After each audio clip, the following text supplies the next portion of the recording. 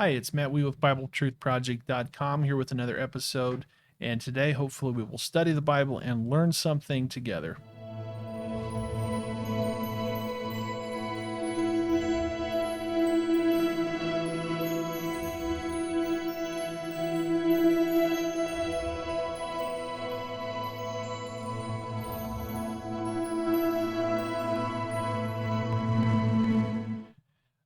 I'm going to do a segment where I basically talk about why Christianity. Why this faith over a different faith? Why this approach over another approach? Why this understanding, if you will, versus another one? Why this worldview versus another one? Very important question that I think everybody at the foundational level is going to consider at some point or other, whether they are believers or whether they're not, whether they are simply people who are considering different faiths, etc.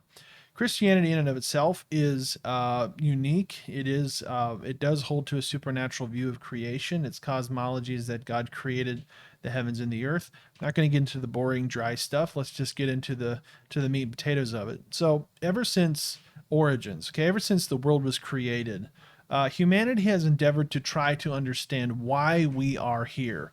What put us here? Who made us? Is there any purpose to this? Is there any reason for this? And what am I supposed to do? Now, these are some of the big questions that we ask ourselves all the time, regardless of whether we're people of faith or not. We long to know the purpose and meaning behind life. And one of the beautiful things about faith traditions is that it gives us a connection to people who lived before us hundreds, thousands of years ago, and it allows us to see the world how they saw the world, and it plugs us into a continuing story that goes on for hundreds and if not thousands of years. Now, I am absolutely unequivocally a believer, a Christian. I follow Jesus. I follow Yeshua, and that's the Hebrew name for Jesus for those who are interested. And I follow him. And the reason I even use that term is because Yeshua was a person who came as a Jew, and he taught how to live an amazing life, a perfect life, if you will. And he was perfect in his ways. He was righteous, and that's what perfect means. It just means he lived a righteous life in a way that no ordinary human could. But really, to understand him, we have to go back to the beginning of creation. Now, earlier spoke about kind of the concepts that we often deal with, worldview, all that good stuff. Today, in our more secular type of society, we kind of hold more to a people often say, well, I believe in science. And science is basically just a methodology and a philosophy of how to understand truth. So science tries to wrestle with truth by experimentation, by observation, peer reviewing, etc. There's different definitions for science, but ultimately it's a measurable, observable type of truth, and so it is highly focused on the how would you say, our senses, okay, what we can sense, what we can see, what we can think about, I guess you could say. um and that's fine. It has learned a great deal about the world. It has learned a great deal about the things that are around us, but it does fall short when it comes to dealing with things that are beyond our senses, and that's often where we use the term supernatural. So natural things can be observed, can be understood via scientific methods, but things that are supernatural are very hard to apply science to. And this is where religions tend to pick up. Now, all religions, pretty much every last religion, if you really do your history and you really do your study, goes back to ancient Sumer. And Sumer is the first civilization in the world. That's actually the story of Abraham. Abraham lived in the time of the Sumerian kings, and he came out of that system, and the rest is history as far as establishing the Abrahamic faiths. But the mythology of Sumer would become the mythology of the world, and if you follow that trace, what you're going to find is that it began in Sumer. It picks up, in the Bible, it picks up basically at the story of Babel, with the king, Nimrod coming right before that, son of Cush, etc. And it basically starts in that time frame, and the mythology goes from there to the four corners of the earth. So if you notice the story of the Tower of Babel in the Bible, it's really where language was divided. But at the same time, it's also where this religion, okay, the Sumerian religion spread through the four corners of the earth. And so there's always this common thread in religions. There's always kind of a common thread in mythologies. Basically, they all embrace a supernatural view of creation, and they all embrace a supernatural existence of other beings and truths that exist perhaps outside of our knowable dimension. Okay, now those are big words, and I only use that because I'm, speaking to a wider audience. If I was speaking to a Christian audience, I probably wouldn't use, or a Christian audience solely, I probably wouldn't use words quite as broad as that, I guess. So, why then Christianity? Well, basically, in the Sumerian mythologies, they created higher being, or they worshipped higher beings. Sorry, and these higher beings, according to them, there's all sorts of different stories. There you have the Apkallu. You have what the Greeks call Titans. You have you have all this just kind of half god, half man type of creatures, and that eventually people worship, and they pray to them, and they're regional, they're territorial, and they basically rule, and they have different likes and different tastes, and so people worship them in different ways. And we look at that in the modern world. We look at back, and we think that's just kind of ludicrous. That's kind of crazy. Why would people even do that? They were just worshiping rocks and stones, but there were actually entities behind that. And this is the supernatural worldview that religions deal with. Okay, regardless of which one you're in, most will acknowledge a supernatural worldview that exists. Now, that supernatural worldview in the Bible is slightly different than those contemporaneous. So some of the other mythologies that existed. For instance, in the Bible, it describes a situation in Genesis 6 when the sons of God, okay, the B'nai Elohim, or the B'nai Elohim, basically came down to earth. They rebelled against the position that God had given them, and they mingled with humanity, and they had offspring, and these offspring were called Nephilim, and they were giants. They were huge, and they were quite devastating to creation and quite devastating to the human race. And really, that's where the flood legend comes from, or the flood story, because humanity had corrupted itself so much that God had to save humanity, and it came down to one last person who was not corrupted by this rebellion. Now, what I just told you is actually quite common in most mythologies. Okay, most Eastern mythologies. If you do the history and the story, there's flood legends in every culture.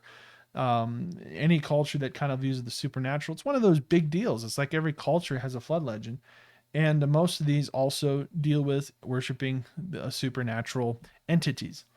Now, that sounds really big and really complex. It really isn't. So God created humanity. He created a heavenly host.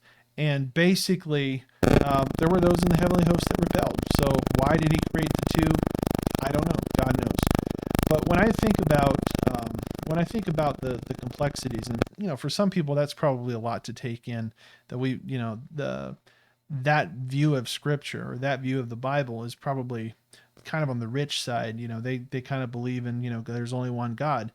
Well, of course that's true, and that was the contrast that God showed Abraham. So the God of the Bible initially is known as El, or Elohim. He later reveals himself in his covenantal name in the Tetragrammaton, which is Yod He Vav He, and he reveals to Abraham and the children of Abraham who he really is and what this is all about.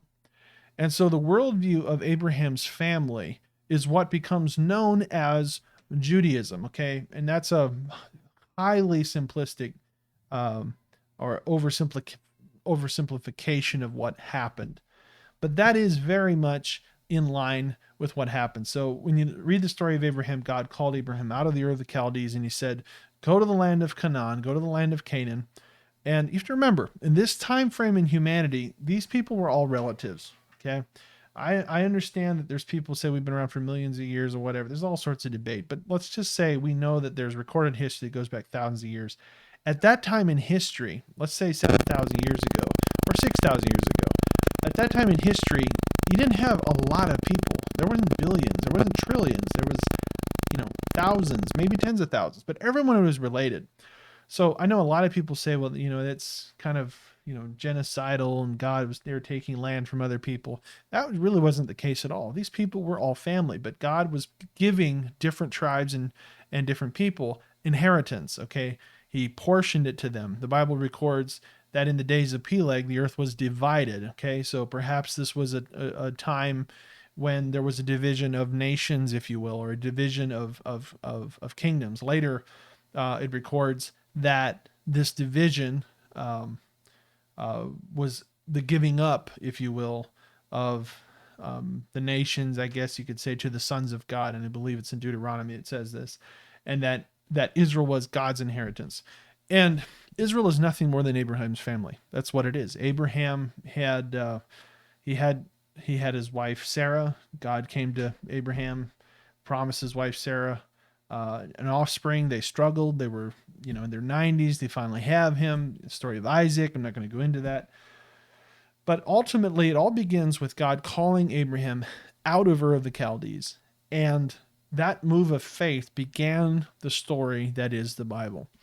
And he reveals to Abraham a different tradition, a different trajectory of humanity, a different plan and a different purpose. And as the Bible story unfolds over the millennia, of the nation of Israel and the family of Israel, because they all are descended of Isaac or Yitzhak, who was the son of Avraham or Abraham.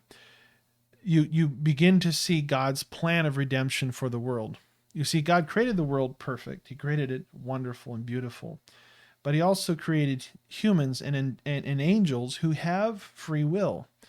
And it just so happened that it was an angel who corrupted the mind, if you will, of the first humans, of Eve, and she partook of something that God had told her not to. And when she did, she became aware of the absence of good, which is evil.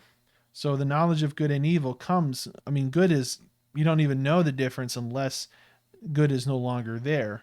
When good is taken away, that is evil. It's kind of a natural opposite of that. So when they were given the knowledge of good and evil, it just changed everything. God saw that humanity had to be dealt with. There's a different level now, different level of complexity in dealing with humans, and that he cannot, in his holiness and in his righteousness, dwell with humanity in that state.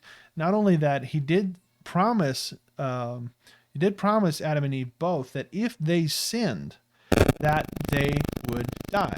Now, maybe not a death by way of cessation of consciousness, but that the body would die. And it's the very thing that the serpent, as we know, or the Nachash, in the garden deceived her with. You're not going to die. Okay, you're not really going to die. Anyway, fast forward a bit. This whole trajectory and this whole cataclysmic fight has always included the supernatural element. And that is the cosmology of the Bible. And that is the worldview of the Bible. And that's the worldview of most religions, is that there's a supernatural element at work within humanity. So now the question becomes, which religion? Do you believe the religions based on the Sumerian system, okay, or the ancient Babylonian, I guess you could call it? Do you put your trust in that system, or do you put your trust in the Abrahamic, or the story narrative of Abraham? And this is the balance. This is the weight. So when you're believing in Judaism, if you're believing in Christianity, and even Islam to a degree, is all based in Abrahamic faith. It's all based on the concept, some of the concepts that God gave to Abraham that is in distinction to the religions and mythologies that came out of the Sumerians. So this is a divergence, okay, a marked divergence in the narratives um, of the Bible. And when you read the story of like the Exodus and you read the stories of the conquests and the campaigns, you know what God was doing in that was not killing people in the sense that, oh, he's this mean God who's just trying to kill people. But because of the cosmology, because of the worldview of the ancient world, it was a fight between gods and humans. Okay, it was the divine entities over the nations fighting each other as well as the nations. And if you notice, when you really study, and I'm not going to get into it in this episode, but when you really study, that is really what the conquest was all about. You know, the Canaanites worshipped their gods, and the Philistines worshipped their gods, and whose God is the great God, whose God is the God to be worshipped. So this is a huge part to do with how the ancient world operated. Even ancient Rome and all of those, they all believed in this supernatural cosmology, the supernatural worldview, that what you're dealing with is not just physical, but you're dealing with something that is outside of that dimension. So all of the ancient world had tremendous sensitivity to that reality. It's only been as a result of thousands of years that a minority, and I will say a minority of people in the world today, do not hold to any kind of supernatural worldview. So regardless of whether you believe the God of Abraham, Isaac, and Jacob, regardless if you believe in Yeshua or Jesus, regardless if you believe of any of that stuff, ultimately you're drinking from a source of something that came from somewhere. So, you know, whether you disbelieve or whether you believe or whether you believe a Eastern religion that ultimately has its source in the Sumerians, or you believe in the Abrahamic, which came out of the Sumerians, and God revealed a separate narrative to Abraham. Ultimately, this is where that question lies. Now, I hope you could follow me through that. I hope it's not too complex, and I hope I could keep your interest. Now, I said all that because maybe in subsequent sessions or lessons or whatever, I'll try to unwrap that a little bit more and maybe give you some proof texts and sources, because I know people get funny about that stuff.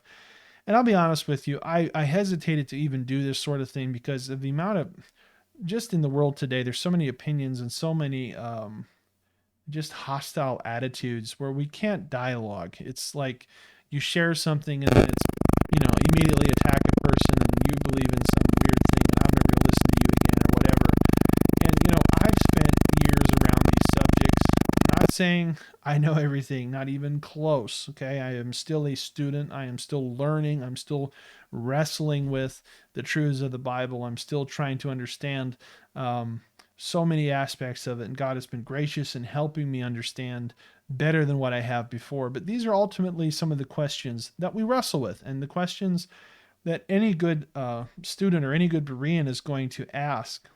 And I just hope that I can share with you some of the things I've learned in my journey, some of the things that I can point you to when you asking these same questions, that hopefully you'll have a better understanding of some of the backdrop and some of the worldview, some of the complexities, and ultimately hopefully lead you to Messiah, to Jesus, who I believe is the Jewish Messiah, and I do believe that he is I do believe he's our Savior, and ultimately lead you to that conclusion, that he is going to, has not only redeemed us from the curse, if you will, redeemed us from the fall. He has promised to give us a resurrected body. He's promised to give us life after life. He's promised to establish a beautiful kingdom, an amazing kingdom that's going to last first 4,000 years, I believe, and then for eternity. But there's a lot of steps to that. Of course, there's a lot of nuance to that. But ultimately, God has given us a future and a hope. And because of that understanding, I now live this life in anticipation for the life that God will give me. So I now live in a way that is fitting for the life that is to come. I now live in a way that is aware of my eternity, aware of where God is going to put me after. And you think that, you know, some people who are maybe agnostic or even I what's the word? Atheist. There we go.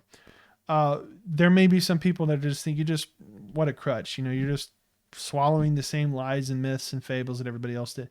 No, I'm not. I'm not. I have critically sought these questions. And I'll tell you, I mean, atheism and really doesn't offer you anything besides, we'll just live. Okay. You're an animal. That's about the conclusions of life. You're just an animal. Be a nice animal, but you're an animal. And to me, that just doesn't make sense. What God has created in us is more intelligent than that. God has given us a dominion. Humanity has a dominion that is above what the animals have. We have a ability to have logic and reason and dialogue, and we can do things that animals have never done. Okay, animals like a lion today is the same lion basically that existed 7,000 years ago. Um, they haven't really changed. Humans have evolved. Humans have changed a lot more. Humans have learned things and discovered things. We're very different. We're very different in that regard. So that lends me to think that there is something else at play. There is something higher at play. And I hope that this video doesn't scare you. I hope you can. I hope you can understand my heart in this. Is that I'm not trying to going off the deep end. A lot of people that know me personally are just like, he's kind of fringe or whatever.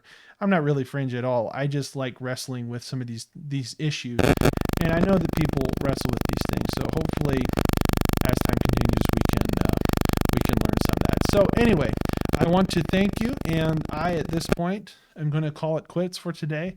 So God bless, and until next time.